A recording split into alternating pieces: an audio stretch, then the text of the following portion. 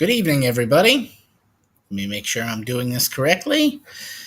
I'm Dr. Petrie, one of the instructors in this course. Welcome to Module 2 or Week 2 of the course. I'd like to thank you for participating in the MOOC. As I move around and get comfortable, excuse me. Corbin Moore is on vacation this week. You will hear more from him in Week 3 if he survives his visit to Florida. Good luck, Corbin. We're rooting for you. Same with you, Florida. You've had a tough few weeks. I hope you pull it together. So far, we've had about 917 learners enrolled in the course. We've had 572 posts in our discussion boards, 772 participations in the course, and over 15,000 page views of the course content. We're excited about the learning that's going to happen over the next 5 weeks. You guys are really off to a great start, and there's some wonderful content appearing on the discussion board. One reminder. Please include a photo in your Canvas profile so your classmates get to know you a little bit in the discussion forums. There's a lot of us, 917 of us in this class, and we're from all over the globe, so we want to place a face with the name.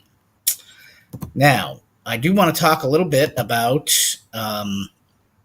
Week 1's stuff on the discussion board, and I want to make a big shout out to Athena Meacham and her excellent effort on critiquing Stephen Reed using the ACOVA framework.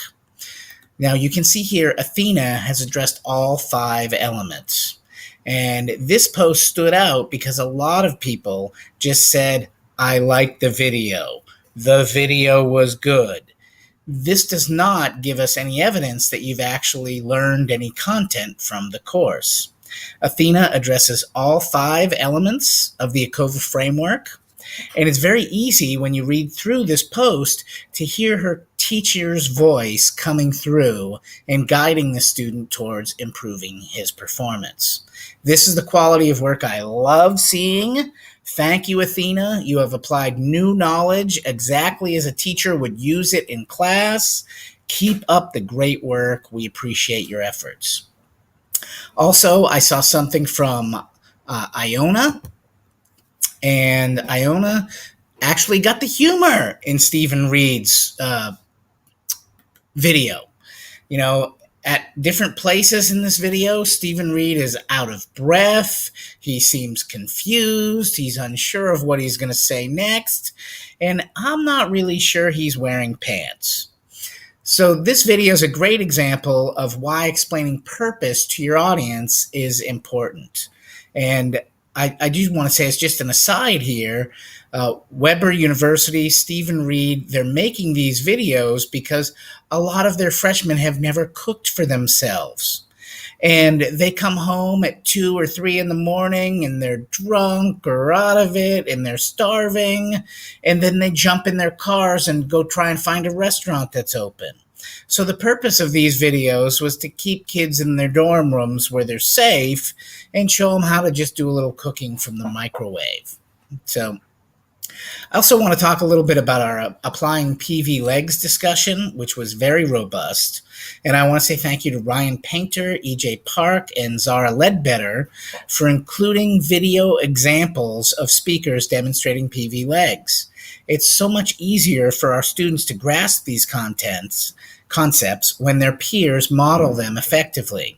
I really like the example that Allison Castro shared that featured a very charismatic Virginia Tech fitness instructor demonstrating how to use gestures and speed. What a workout. I have used the following videos to help my students learn PV legs. These are posted on the blog, the course blog, which is www.historyrewriter.com, and also in the bottom of this announcement, in the text of this announcement. I've tried to include, and this may seem redundant to some of you, so I want to caution. one of the rules in online education is that you provide the same content in several different ways.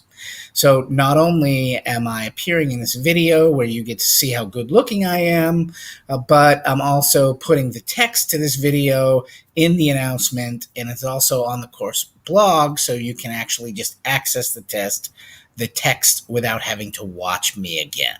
So finally, I want to talk about this week in Module 2. We are going to dive into improving student listening. And we have a very special guest lecture from Monica Brady-Meyerov of the company Listen Current. Just a little side note, I am postponing the debut of the groups features, which will allow participants to specify the grade level of the discussion boards they follow. For example, you could be elementary school, middle school, high school, or higher ed professor. I'm a little worried that I have set this feature up wrong, and it will be a disaster when people try and work through it. So please give me one more week to see if I can master this. And then what I'll do is enable you to self-select into a group, and then you will only see the middle school responses to the discussion boards, or you will only see the elementary age discussions. And that way you don't have to wade through 150 discussions looking for something that applies to you. So lastly, I want to say something about the Zaption content that we have provided. Whenever you see a Zaption tour, you should know that it contains embedded questions that assess your participation in this course. And like I said, there's 917 people enrolled in the course. Of those 917, only 79 viewed the green screen PV Legs activity. And of those 79, only 43 completed all the questions that are embedded in the video. The average viewer only watched 2 minutes and 39 seconds of the 4-minute video. So, it's a little disconcerting. I'd like to encourage you to pay attention to the Zaption tours that are coming up.